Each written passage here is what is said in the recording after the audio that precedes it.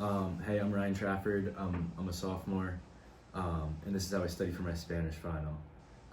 So the first thing that you kind of want to do is just go through all your notes and pull out all the important material that's going to be on the final. And those are just like the broad topics that you went over. You know, the chapters that you had tests or quizzes on. So it might be helpful to take a look at those because your teacher's going to make the final. So it's probably going to be similar to those. Another thing I like to do for Spanish is go through all the tenses that we learned and just rewrite all the conjugations.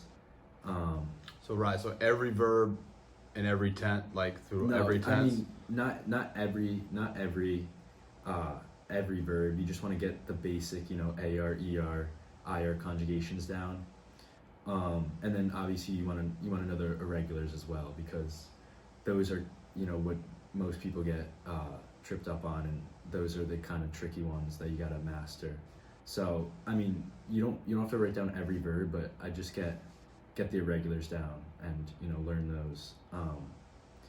But yeah, so you could just make a list like I did down here, and just write out all the conjugations.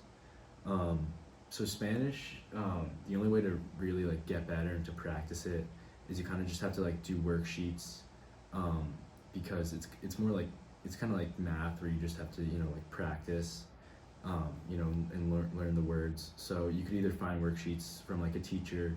I'm sure they'd be willing to give you some extra examples, or you could just kind of find your own.